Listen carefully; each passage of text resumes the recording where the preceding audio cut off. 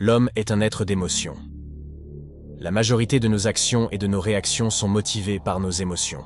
En réalité, une émotion est le résultat d'une interaction entre l'environnement et le monde interne. Vous comprenez donc que nos émotions sont fortement influencées par notre façon de réagir par rapport aux situations que nous vivons. Comment interprétez-vous les situations que vous vivez au quotidien?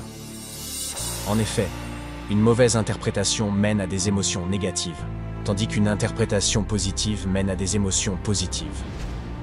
La bonne nouvelle est que la maîtrise des émotions est une qualité que vous pouvez apprendre.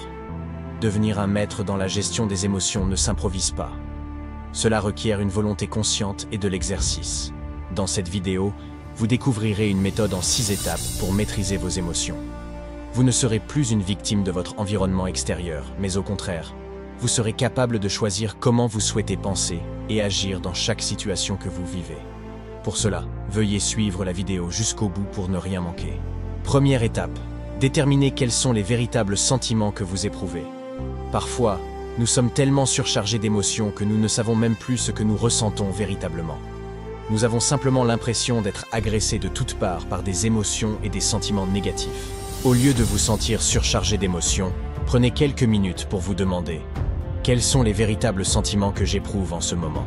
Si vous pensez que vous éprouvez de la colère, demandez-vous « Est-ce que c'est vraiment de la colère que j'éprouve? N'est-ce pas quelque chose d'autre ?» En réalité, est-ce que ce n'est pas un sentiment de frustration que je ressens ou le sentiment d'avoir échoué quelque part? N'oubliez pas que les sentiments de frustration ou d'échec ne sont pas aussi intenses que les sentiments de colère. En prenant le temps de déterminer ce que vous ressentez vraiment et de vous interroger sur vos sentiments, vous parviendrez peut-être à faire diminuer l'intensité émotionnelle que vous éprouvez et à surmonter votre problème plus rapidement et plus aisément. Ainsi, si vous vous questionnez sur vos émotions actuelles et que vous répondez par exemple « En ce moment, je me sens rejeté », posez-vous d'autres questions, par exemple « Est-ce que je me sens rejeté ou est-ce que j'ai le sentiment d'être séparé d'une personne que j'aime ? Est-ce que je n'éprouve pas plutôt de la déception ?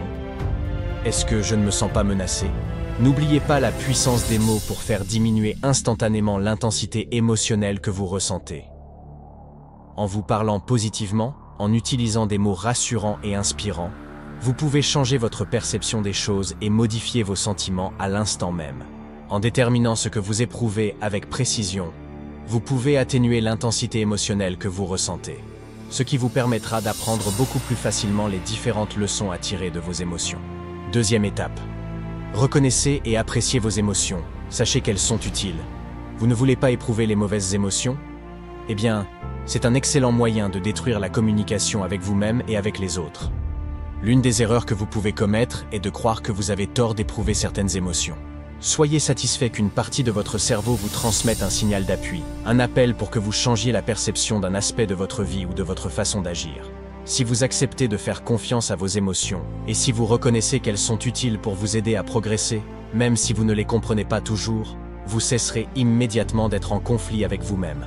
Si vous adoptez cette nouvelle attitude, vous chercherez naturellement des solutions pour vous sentir bien et à l'aise dans votre peau. N'oubliez pas que les choses auxquelles vous résistez ont tendance à persister. Cultivez le sentiment que vous appréciez toutes vos émotions. Traitez vos émotions comme vos enfants. Et comme les enfants ont besoin d'attention, chaque fois que vous accorderez une attention particulière à vos émotions, vous constaterez qu'elles se calmeront toutes seules, presque instantanément. Troisième étape. Faites preuve de curiosité à l'égard des messages que vous passent vos émotions. N'oubliez pas la force que vous pouvez obtenir simplement en modifiant votre état d'esprit. Lorsque vous manifestez beaucoup de curiosité à l'égard d'une chose, il se produit instantanément une rupture de votre schéma émotionnel, ce qui vous permet d'en apprendre beaucoup sur vous-même. La curiosité vous aide à maîtriser vos émotions, à relever des défis et à éviter que les mêmes problèmes ne réapparaissent. Lorsque vous ressentez une émotion particulière, intéressez-vous à ce qu'elle peut vraiment vous apporter. Que faut-il que vous fassiez dès maintenant pour améliorer les choses? Si vous vous sentez seul par exemple, intéressez-vous à la situation et demandez-vous « Est-ce que je n'interprète pas mal la situation au point d'oublier que j'ai une foule d'amis ? Si je prenais la peine de leur faire savoir que j'ai envie de leur rendre visite, ne seraient-ils pas ravis? Ma solitude ne me donne-t-elle pas le message de passer à l'action, d'aller vers les gens et de me rapprocher des autres? Il est important d'apprendre à vous écouter. Voici 4 questions à vous poser pour stimuler votre curiosité sur vos propres émotions. Qu'est-ce que je souhaite vraiment ressentir? Que faudrait-il que je croie pour continuer à éprouver les mêmes sentiments? Que suis-je disposé à faire pour trouver une solution et m'en occuper dès maintenant? Que puis-je apprendre de cela? En étant plus préoccupé par vos propres émotions, vous apprendrez des éléments très importants à leur sujet, non seulement aujourd'hui, mais jusqu'à la fin de vos jours. Supposons que vous vous êtes réveillé ce matin du mauvais pied, vous êtes de mauvaise humeur et vous ressentez des émotions négatives. Si vous prenez le temps de questionner vos émotions et de savoir précisément ce qui ne va pas, vous pourrez considérablement améliorer la qualité de votre vie. Peut-être que vous avez besoin de lire un livre ou même de faire du sport. Ces activités peuvent vous aider à vous détendre et à améliorer votre humeur. Ne rejetez pas vos émotions, apprenez à les comprendre et à en tirer parti. 4e étape, soyez confiant. Soyez confiant que vous pouvez traiter immédiatement avec toutes les émotions que vous éprouvez. La façon la plus rapide, la plus simple et la plus efficace de composer avec une émotion consiste, selon moi, à vous remémorer un instant où vous avez éprouvé une émotion semblable et à réaliser que vous avez déjà réussi à surpasser cette émotion. Comme vous l'avez déjà vécue, vous pouvez la revivre aujourd'hui. Si vous avez déjà reçu ces messages que vous envoient vos émotions et que vous avez réussi à vous en sortir, cela signifie que vous avez une stratégie pour modifier votre état psychologique et émotionnel.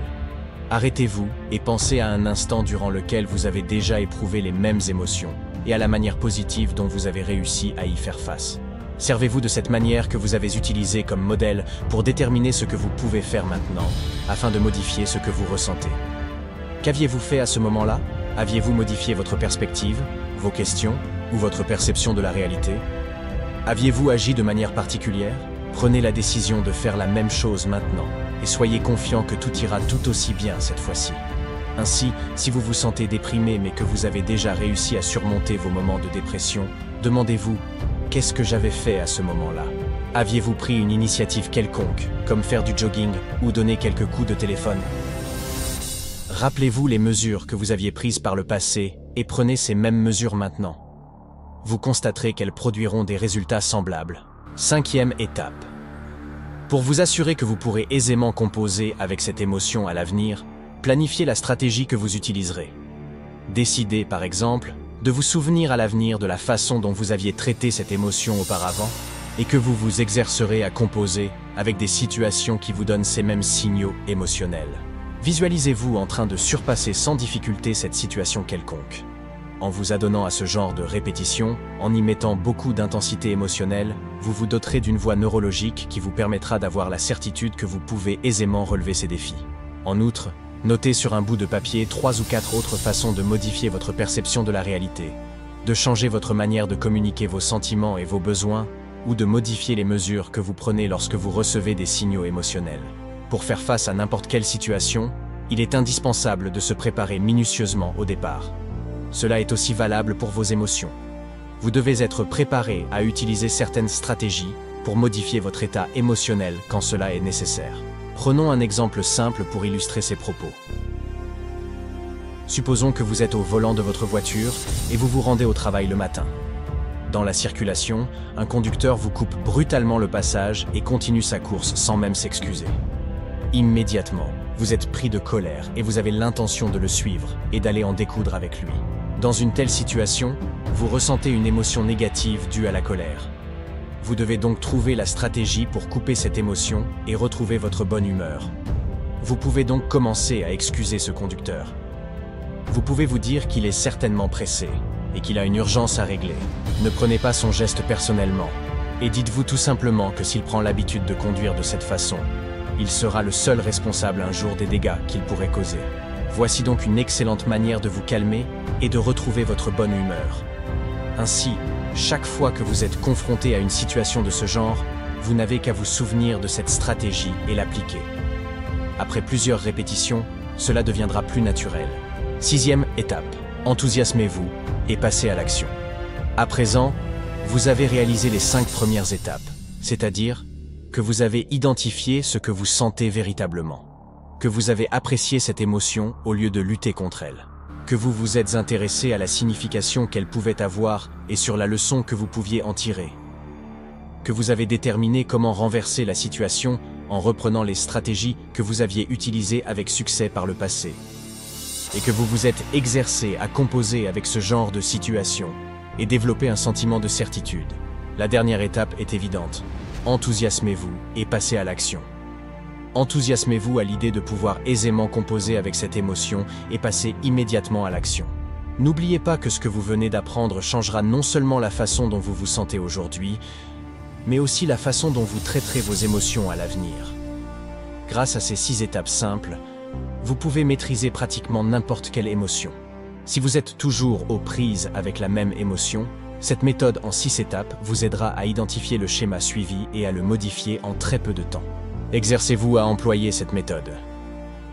Comme tout ce qui est nouveau, celle-ci vous semblera peut-être compliquée au début, mais plus vous l'utiliserez, mieux vous la maîtriserez. En fait, vous découvrirez bientôt que vous pouvez évoluer sans difficulté entre ce qui vous semblait auparavant un champ d'écueils incontournable.